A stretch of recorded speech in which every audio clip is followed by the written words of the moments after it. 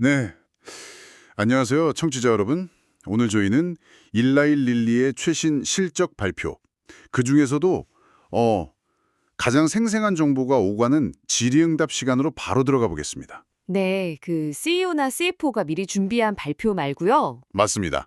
그런 건 잠시 접어두고 날카로운 분석가들의 질문과 또 경영진의 답변 속에서 릴리의 진짜 속내, 그리고 미래 전략을 한번 파헤쳐 보죠. 네, 오늘 저희가 볼 자료는 일라일릴리 2025년 3분기 실적 발표 컨퍼런스 콜 녹취록 중에서도 딱 그 핵심, 질의응답 부분입니다. 네, 이번 분석 목표는요, 릴리가 지금 당면한 과제들, 또 기회들, 특히 뭐랄까, 야심차게 준비 중인 그 경구용 비만 치료제 있잖아요. 올포글리프론. 먹는 약이요? 네, 그리고 이미 시장을 막 흔들고 있는 마운자로. 이걸 둘러싼 복잡한 상황들을 경영진 목소리로 직접 확인하고 그 의미를 여러분이 좀 쉽게 이해하시도록 풀어드리는 데 있습니다. 좋습니다. 핵심만 뽑아서 깊이 있게, 하지만 또 재미있게.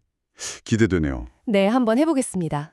그럼 가장 뜨거운 감자죠. 바로 그 먹는 형태의 GLP-1 약물 올포글리프론 얘기부터 시작해 볼까요? 이 약 하나에 정말 질문이 많이 쏟아졌더라고요. 네, 엄청났죠. 특히 모건 스탠리에서는 출시 시점을 얼마나 앞당길 수 있냐? 혹시 뭐 우선 심사 바우처 같은 거? 그런 제도를 활용할 계획은 있냐? 이렇게 물었죠. 속도가 정말 관건이다. 이런 질문이었어요. 그렇죠. 뭐 경쟁사들도 막 따라오고 있으니까요. 여기에 대해서는 릴리 CEO 데이브 릭스가 가능한 모든 전략을 다 동원해서 최대한 빨리 출시하겠다. 이런 아주 강한 의지를 보였습니다. 모든 전략이요? 네, 바우처 프로그램 기준에도 뭐 자기들은 부합한다고 본다. 근데 뭐 최종 결정은 정부 소관이다. 이렇게 덧붙이긴 했고요. 어쨌든 이번 분기 내에 자료 제출을 목표로 하고 있고 승인만 나면 바로 시장에 내놓을 수 있게 만반의 준비를 하고 있다. 이런 답변이었어요. 속도를 엄청 강조하는군요. 네, 이 답변에서 속도를 극도로 강조하는 건 제 생각에는 그 경쟁이 점점 치열해지는 경구용 시장에서 선점 효과를 좀 극대화하고 또 후발 주자들이 들어오기 어렵게 진입 장벽을 높이려는 그런 의도가 명확해 보입니다. 단순히 빨리 내놓는 것뿐만 아니라 그럼 이걸 미국 시장에서 어떻게 팔 거냐, 이 전략도 중요할 텐데요. 맞아요. 시티그룹에서 그 점을 물었죠. 릴리가 직접 소비자한테 판매하는 플랫폼 릴리 다이렉트, 여기에 집중할 거냐, 아니면 기존처럼 그 약가 관리 업체 PBM이라고 하죠. 네, PBM. 네, PBM이나 보험사랑 협상하는 그런 전통적인 방식에 기댈 거냐, 이 둘 사이에서 무게중심을 어디 둘 거냐, 이게 궁금했던 거죠. 그렇죠. 어디에 힘을 실을 거냐. 여기에 대해선 그 미국 법인 대표 일리아 유파가 답변했는데요. 결론부터 말하면 둘 다 잡겠다는 겁니다. 둘이 다? 네, 전통적인 채널 통해서 보험 적용 범위를 최대한 넓히는 동시에 또 환자들이 약 처방받고 구매하는 과정에서 좀 불편한 점들이 있잖아요. 네, 있죠. 네, 그런 의료 시스템 내 마찰, 이걸 줄이기 위해서 릴리 다이렉트 같은 직접 판매 채널도 계속 확장하겠다. 이런 거죠. 어느 한쪽에만 치우치기보다는 양쪽 채널을 다 활용해서 최대한 많은 환자한테 다가가겠다. 뭐 상당히 실용적인 접근이라고 봅니다. 와, 근데 진짜 놀랐던 게 수억 명 분량을 생산할 수 있다는 언급도 있었잖아요. 네, 그 얘기 나왔죠. 얼라이언스 번스틴에서는 이 엄청난 생산 능력이 정말 모두를 위한 GLP-1 시대를 열 수 있을지, 그리고 이게 기존 주사제, 제파운드 신규 처방에는 어떤 영향을 미칠지 질문했어요. 혹시 뭐 자기 시장 깎아먹는 거 아니냐, 이런 우려도 좀 담긴 질문이었죠. 흥미로운 지점이죠. 그 릴리 심혈관 대사 질환 부분 대표 켄 커스터가 임상 데이터를 근거로 답변했는데요. 올포글리토론이 주사제랑 효능, 안전성 면에서는 비슷하다고 강조했어요. 효과는 비슷하다? 네, 그러면서도 가장 큰 차별점으로 하루 한 번 그냥 먹기만 하면 되는 그 편리함, 심지어 음식이나 물 섭취 제한도 없대요. 그리고 대량 생산이랑 유통이 쉽다는 점을 꼽았습니다. 그게 크겠네요, 정말. 그렇죠. 이건 단순히 기존 약의 대체제가 아니라 전 세계 수억 명의 잠재 환자를 대상으로 하는 완전히 새로운 차원의 기회다. 이렇게 본다는 겁니다. 그래서 제파운드 같은 기존 약 시장을 잠식하기보다는 아예 치료 접근성을 높여서 전체 시장 파이 자체를 키우는 그런 보완적인 역할을 할 거다. 이렇게 기대한다고 답했어요. 파이를 키운다. 이게 핵심 메시지였던 것 같습니다. 파이를 키운다. 근데 파이를 키우려면 결국 가격이 중요할 텐데요. 그렇죠. 가격. 골드만삭스에서 바로 이 부분을 파고들었습니다. 최근에 보험 없이 현금으로 약 사는 채널이 성장하는 모습이라든지 또 영국에서 마운자로 가격 올렸을 때 나타난 반응 같은 거 이런 걸 통해 배운 점이 있냐? 이걸 바탕으로 올포글리프론 가격은 미국이랑 해외에서 어떻게 가져갈 거냐? 아주 구체적으로 물었죠. 네, 가격은 진짜 민감한 문제죠. 미국 시장에 대해선 릴리아 유파가 다시 답했는데 릴리 다이렉트 같은 직접 채널 성장은 환자들이 그 번거로움 없이 약에 접근하고 싶어하는 강력한 수요를 보여주는 거다 이렇게 해석했습니다. 네. 그래서 올포글리프론 같은 새로운 옵션은 이런 접근성을 더 확대하는 데 목표를 둔다 이렇게 말했고요. 해외 시장에 대해선 인터내셔널 대표 패트릭 젠슨이 설명했습니다. 영국 가격 인상을 유럽 다른 나라 수준으로 그냥 맞춘 거고 소비자들이 가격에 민감하게 반응하는 건 사실이다 이렇게 인정했어요. 인정했군요. 네, 하지만 올포글리프론은 또 다른 종류의 수요를 공략할 수 있다고 봤습니다.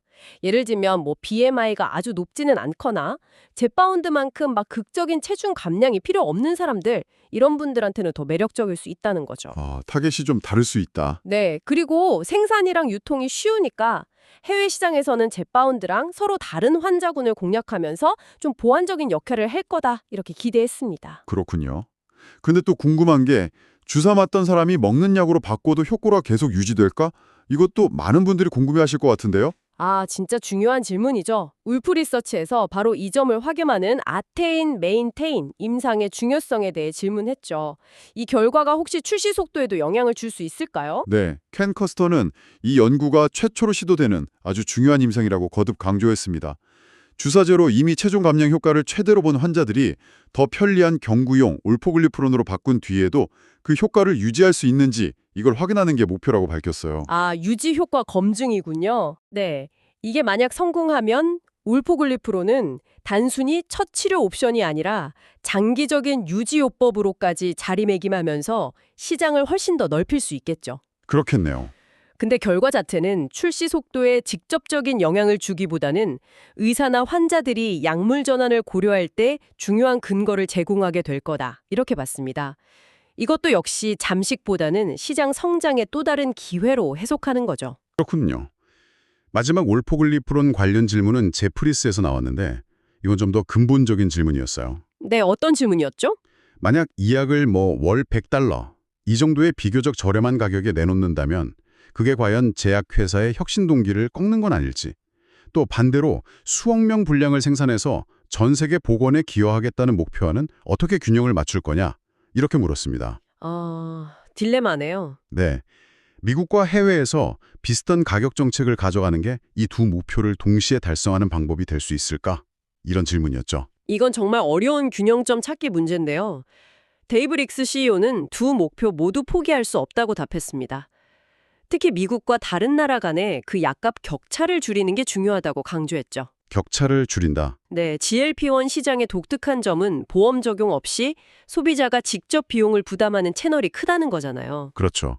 자가부담 시장이 크죠. 네, 따라서 매력적인 가격으로 이 자가부담 수요를 잡는 동시에 당뇨나 심혈관 질환 같은 만성질환 적응증을 계속 추가해서 보험 시스템 안에서도 약의 가치를 인정받고 경쟁력을 확보해야 한다. 이게 전략입니다. 투트랙이군요. 맞습니다. 장기적인 건강 개선 효과를 데이터로 입증하면 혁신의 가치를 인정받으면서도 넓은 접근성을 확보하는 이 두 마리 토끼를 잡을 수 있다고 믿는다는 거죠. 현재는 전 세계 수요의 아주 작은 부분만 충족시키고 있기 때문에 성장 잠재력이 엄청나다 이렇게 덧붙였습니다. 와, 올포글리프론 하나에 정말 많은 전략적 고민이 담겨 있네요. 네, 그렇죠. 완전히 새로운 시장을 여는 거니까요. 자, 그럼 이제 시선을 좀 돌려서 이미 시장에 나와 있는 블록버스터 약물이죠. 마운자로의 글로벌 확장 상황을 좀 살펴보겠습니다. JP모건에서 최근 2분기 동안 해외 매출이 가파르게 늘어난 배경이 뭐냐? 이걸 물었습니다. 네, 해외 실적이 아주 좋았죠. 네. 새로 출시된 국가들 반응은 어떤지, 또 이미 높아진 매출 기반 위에서 계속 성장할 수 있을지, 혹시 초반에 물량 확보, 스토킹 효과는 아니었는지 이런 걸 꼼꼼하게 질문했죠. 네, 마운자로 해외 성과는 정말 인상적입니다. 패트릭 젠슨 인터내셔널 대표가 답변했는데요. 해외 매출의 약 75%가 보험 적용이 안 되는 비만 환자들의 자가부담에서 나오고 나머지 25%가 제2형 당뇨병 환자에게서 나온다고 밝혔습니다. 비만 자가 부담이 훨씬 크군요. 네, 압도적이죠. 2분기에 중국, 브라질, 멕시코, 인도 같은 큰 시장에 출시하면서 초반에 약국이나 도매상들이 재고를 쌓아두는 효과가 일부 있었던 건 사실이래요. 네, 스토킹 효과. 네. 하지만 3분기에도 이런 시장들을 포함해서 전 세계적으로 수요가 매우 강하게 이어지고 있다, 이렇게 강조했습니다. 앞으로의 기회는 두 가지로 봤는데요. 하나는 제2형 당뇨병에 대한 보험 적용을 각국에서 더 넓혀 나가는 것. 이건 근데 시간이 좀 걸릴 수 있다고 했고요. 네, 나라마다 다르니까요. 그렇죠. 다른 하나는 비만을 질병으로 인식하고 적극적으로 치료하려는 환자들이 늘어나는 겁니다. 현재 55개가 넘는 나라에서 사업을 하고 있는데 각 나라마다 상황이 다 다르니까 성장세가 직선적이진 않겠지만 엄청난 기회가 있다는 점은 분명해 보입니다. 이렇게 잘 나가니까 경쟁사들의 견제도 만만치 않을 텐데요. 당연하죠. 세 번째 주제는 바로 이 경쟁 환경과 M&A 움직임입니다. 구겐하임에서는 경쟁사들이 M&A를 통해서 릴리를 따라잡으려고 하거나 시장 판도를 바꾸려는 움직임, 이거에 대해 어떻게 보는지 물었습니다. 네, 요즘 M&A 얘기 많죠. 네, 특히 릴리의 그 파이프라인 약물들 있잖아요. 예를 들어 초고도 비만 타겟의 레타트루타이드, 또 대중화를 노리는 올포글리프론, 그리고 이미 시장 지배력을 가진 티르제파타이드. 이걸로 시장에 좀 나뉠 가능성에 대해서 릴리의 시각은 어떤지, 경쟁사 움직임이 우려되진 않는지 질문했죠. 이 질문에는 최고과학 책임자 CSO인 댄 스크로반스키가 답했습니다. 릴리는 아주 오래전부터 비만 연구에 집중해 왔고 그 결과 현재 가장 중요한 타겟들에 대해서 최고, 베스트 인 클래스 또는 최초, 퍼스트 인 클래스로 약물 후보 물질들을 보유하고 있다. 이렇게 자신감을 내비쳤어요. 오, 자신감이 상당하네요. 네, 경쟁사들이 이 분야에 관심을 보이는 건 당연하지만 현재까지 릴리의 경쟁 우위나 시장 선도적 위치를 흔들 만한 그런 M&A나 외부 움직임은 없다고 평가했습니다. 오히려 R&D, 임상시험 확대, 또 새로운 적응증 추가 이런 데 계속 강력하게 투자해서 리더십을 더 공고히 하겠다. 이런 의지를 보였죠. 데이브릭스 CEO도 한마디 덧붙였죠. 경쟁사의 움직임에 일희일비하기보다는 그냥 우리 갈 길 가겠다, 이런 뉘앙스였던 것 같은데요. 정확합니다. 릭스 CEO는 혁신적인 신약 개발 능력 못지않게 중요한 게 바로 실행력이다. 이렇게 강조했습니다. 실행력? 네, 아무리 좋은 약이 있어도 제때 대량으로 생산해서 필요한 환자들한테 공급하지 못하면 소용없다는 거죠. 릴리는 생산 능력을 빠르게 확장하고 있고 시장에서도 성과를 내는 등 실행력 측면에서도 강점을 가지고 있다. 이렇게 자평했습니다.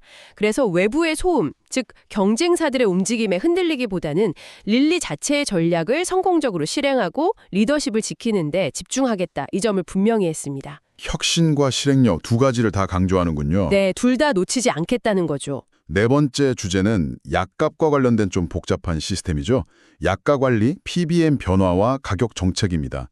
최근 미국 대형 보험사인 시그나가 제약사로부터 받던 리베이트를 없애는 대신 다른 형태의 수수료, GPO 피를 받겠다고 발표했잖아요. 네, 큰 변화죠. 네, 도이체방크에서 이 조치가 릴리에 어떤 영향을 미칠지 물었습니다. 시장에 약을 출시하고 판매하는 방식, 즉 GTM의 변화가 생길지, 약 자체의 임상적 효과나 차별성이 더 중요해지는 건지, 이런 예상되는 변화에 대한 질문이었죠. 여기에 대해서도 데이비렉스 CEO가 답했는데요. 시그나의 이런 움직임을 아주 긍정적으로 평가했습니다.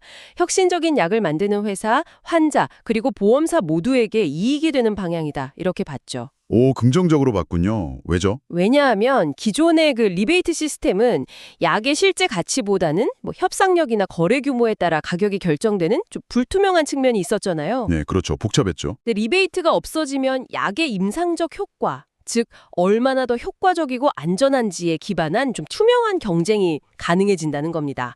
릴리는 자사 약물의 임상적 우수성에 자신이 있기 때문에 이런 변화가 가치 있는 약물이 제대로 평가받고 반대로 가치가 낮은 약물의 경쟁력은 약화시키는, 즉 옥석 가리기에 유리한 환경을 만들 거다. 이렇게 기대했습니다.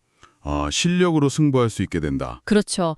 당장 약값에 직접적인 영향이 크진 않더라도 장기적으로 혁신적인 신약 개발을 장려하는 효과가 있을 거라면서 다른 PBM들도 좀 동참했으면 좋겠다. 이렇게 덧붙였습니다. 약값 얘기가 나온 김에 미국 정부의 약가 인하 정책, IRA 영향도 질문이 나왔습니다. 네, IRA도 뜨거운 감자죠. 뱅크 오브 아메리카에서 경쟁사인 노보노디스크의 세마글루타이드가 IRA 약과 협상 대상이 됐는데 그 협상 결과가 생각보다 노보에게 좀 유리하게 나올 수도 있다. 이런 전망에 대해 릴리는 어떻게 보는지, 이게 릴리 약값에는 어떤 영향을 줄지 물었습니다. 일리아 유파 대표가 답변했는데요. 우선 세마글루타이드의 실제 협상 가격이 어떻게 될지는 아직 아무도 모른다. 이렇게 딱 선을 그었습니다. 그리고 설사 가격이 정해지더라도 그건 2027년부터 미국 노인의료보험 메디케어의 처방약 플랜 파트 D에 가입된 환자들에게만 적용되는 거다. 이렇게 지적했죠. 아, 적용 범위가 제한적이다. 네, 릴리 매출에서 이 파트 D가 차지하는 비중은 상대적으로 작고 주로 제2형 당뇨병 환자들이 해당된다고 설명했습니다. 더 중요한 건 릴리의 티르제파타이드, 즉 마운자로나 젬바운드가 세마글루타이드보다 임상 데이터상 더 우월한 효과를 보였다는 점인데 이게 앞으로 약의 가치를 논의할 때 강력한 무기가 될 거다. 이렇게 강조했습니다. 릭스 CEO도 덧붙였죠. 단순히 GLP-1 하나만 작용하는 약이랑 GLP-1, GIP 두 가지에 함께 작용하는 약은 아예 다른 범주로 봐야 한다고요. 맞아요. 급이 다르다는 거죠. 경쟁사 약값을 주시는 하겠지만 영향은 제한적일 거고, 릴리는 여러 다른 좋은 약물 옵션들을 가지고 있어서 유리한 위치에 있다, 이렇게 자신감을 보였습니다. 네, 가격 정책에 대한 질문은 계속 이어졌습니다. 에버코어에서는 올포글리프론 가격은 그럼 어떤 방향으로 책정할 거냐, 그리고 주요 경쟁사인 노브노디스크가 앞으로도 지금처럼 비교적 안정적인 가격 정책, 성숙한 기조라고 표현했던데요. 이걸 유지할 걸로 보는지 물었습니다. 경쟁사가 가격을 공격적으로 내리면 릴리도 영향을 받을 수밖에 없으니까요. 그렇죠. 눈치 싸움이죠. 이 질문에는 CFO 루카스 몬타스가 답했는데요. 3분기 동안 약가 동향을 보면 예상했던 대로 안정적으로 유지되었다고 밝혔습니다. 특히 미국 대형 약국 체인이 CVS가 처방 가이드라인을 변경했을 때도 우려했던 만큼의 큰 가격 하락은 없었다는 점을 언급하면서 결국 중요한 것은 약 자체의 상업적, 임상적 차별화다, 이렇게 강조했어요. 아, 약의 가치가 중요하다. 네, 릴리 다이렉트에서 제시하는 가격도 경쟁사 수준에서 안정적으로 유지되고 있으며 앞으로도 시장의 가격 경쟁 역학에 큰 변화는 없을 것으로 예상했습니다. 따라서 가격 경쟁에 휘말리기보다는 더 많은 환자들이 치료를 시작하도록 동기를 부여하고 시장 침투율을 높이는 데 집중하겠다, 이런 의지를 보였습니다. 알겠습니다. 자, 이제 마지막 주제네요. 알츠하이머 파이프라인으로 넘어가 보겠습니다. 릴리는 비만 당뇨뿐 아니라 알츠하이머 치료제 개발에도 엄청난 투자를 하고 있죠. 네, 또 다른 큰 축이죠. TD코엔에서는 현재 진행 중인 도나네맙의 트레일블레이저 ALZ3 임상, 이거 중간 분석 결과 발표 시점이 언제냐, 그리고 왜 같은 알츠하이머 초기 환자 대상인데 또 다른 신약 후보 물질 레메네투구마 임상을 시작했냐, 이렇게 물었습니다. 네. 혹시 도나네맙에 뭔가 문제가 생긴 거 아니냐는 뉘앙스가 좀 담긴 질문이었죠. 아, 그렇게 해석할 수도 있겠네요. 네. 릴리 신경과학 부문 대표인 앤 화이트가 답했는데요. 우선 중간 분석 결과에 대해서는 말을 아꼈습니다. 트레일블레이저 3 임상은 환자 등록은 끝났고 특정 임상적 사건, 이벤트 발생 건수에 따라 결과 분석 시점이 정해지는 방식이라 2027년 목표지만 더 빨라질 수도 있다, 이렇게 설명했어요. 알츠하이머 분야에 대한 관심 자체가 높아지는 건 긍정적으로 봤고요. 네. 레메네투구마 임상 개시에 대해서는 이게 도나네맙에 대한 부정적 신호가 아니라 차세대 혁신을 위한 준비다, 이렇게 설명했습니다.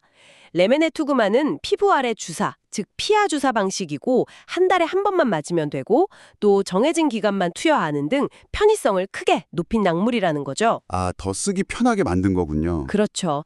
또한 이런 신약들이 실제로 사용될 수 있도록 조기 진단의 중요성을 알리고 또 간편한 혈액검사법을 개발하는 등 임상 현장의 준비 작업도 함께 진행 중이다, 이렇게 밝혔습니다. 알츠하이머 관련해서 또 다른 질문이 웰스파고에서 나왔는데요.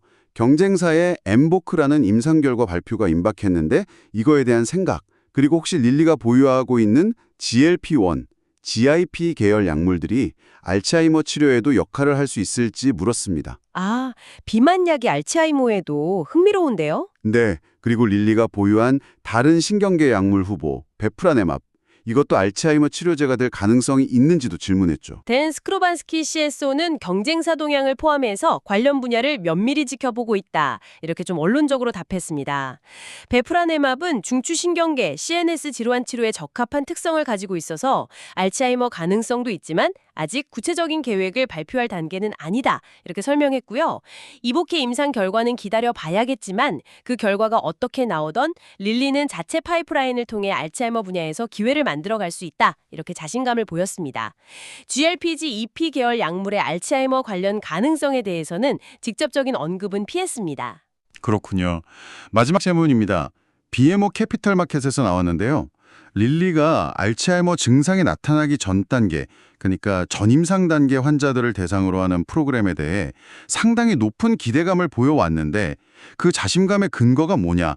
그리고 이 프로그램을 시작한 이후 혹시 관점이 바뀐 부분은 없냐? 이렇게 물었습니다. 네, 아주 초기 단계 환자들에 대한 거죠. 이것도 역시 댄 스크로반스키가 답하는데요.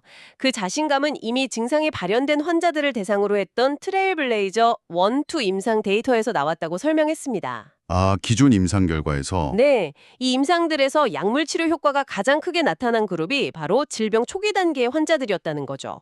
증상 개선뿐만 아니라 뇌 속의 아밀로이드 플라크 같은 병리 소견 개선, 그리고 질병 진행을 막는 효과까지 초기에 치료할수록 훨씬 컸다는 겁니다. 와, 초기에 잡는 게 정말 중요하군요. 그렇죠. 그래서 현재 진행 중인 트레일블레이저 3, 도나네맙과 앞으로 시작될 트레일 러너 3, 레메네 투거마 임상에서도 비슷한 결과를 기대하고 있으며 이 프로그램에 대한 기대감과 자신감은 변함없다. 이렇게 아주 단호하게 밝혔습니다. 오늘 저희가 질의응답 내용을 쭉 따라가 보니까 일라일릴리가 현재 얼마나 비만 치료제 파이프라인에 정말 사활을 걸고 있는지 명확하게 드러나네요. 네, 그렇죠. 올포글리트온의 신속한 출시와 대중화 전략, 마운자로의 거침없는 글로벌 영토 확장, 그리고 차세대 주자 레타트루타이드까지 정말 집중하고 있죠. 동시에 PBM 변화나 IRA 같은 복잡한 약과 접근성 환경을 어떻게 헤쳐나가려 하는지, 그리고 또 차세대 성장 동력으로 알츠하이머 분야에 대한 투자를 멈추지 않겠다는 의지까지 확인할 수 있었습니다. 네, 전반적으로 보면 혁신과 실행력이라는 이 두 개의 엔진으로 시장 리더십을 지키겠다는 아주 강한 자신감이 느껴졌습니다. 그렇죠. 이 모든 조각들을 맞춰보면 릴리는 단순히 개별 질병을 치료하는 걸 넘어서 만성질환 관리의 패러다임 자체를 바꾸려는 뭐랄까 좀 거대한 그림을 그리고 있는 것 같습니다. 맞아요. 비만, 당뇨, 그리고 잠재적으로 알츠하이머까지 이 강력한 약물들을 소수의 환자만 사용하는 그런 고가 치료제가 아니라 전통적인 보험 시스템과 또 릴리 다이렉트 같은 새로운 소비자 직접 채널을 모두 활용해서 가능한 한 많은 사람이 접근할 수 있는 그런 대중적인 솔루션으로 만들려는 야심이 엿보입니다. 앞서 언급됐던 그 수억 명 분량의 생산시설 투자, 이게 바로 이런 야심찬 목표를 뒷받침하는 강력한 증거라고 할 수 있겠네요. 정확합니다. 여기서 한 걸음 더 나아가서 생각해 볼 지점이 있습니다. 만약 릴리가 이 계획대로 비만이나 당뇨 같은 만성질환 치료제를 정말 광범위하게 보급하는 데 성공한다면요. 그래서 이 약들이 단순히 아픈 사람을 치료하는 것을 넘어서 질병 발생 자체를 예방하거나 관리하는 수준까지 이르게 된다면 과연 우리 사회의 의료 환경은 근본적으로 어떻게 달라질까요? 아, 정말 큰 질문이네요. 네. 개인의 건강관리 방식은 물론이고 사회 전체의 보건 시스템과 재정에 어떤 새로운 질문과 가능성, 그리고 또 다른 과제를 던지게 될까요? 이건 릴리뿐만 아니라 우리 모두에게 주어진 질문일 겁니다. 정말 흥미로우면서도 중요한 질문입니다. 미래의 건강관리 모습에 대해 다시 한번 생각해보게 되네요. 오늘 저희와 함께 일라일릴리의 전략과 미래에 대한 깊이 있는 대화를 나눠주셔서 감사합니다. 네, 들어주셔서 감사합니다. 오늘 이야기가 여러분께 세상을 읽는 또 하나의 창이 되었기를 바랍니다.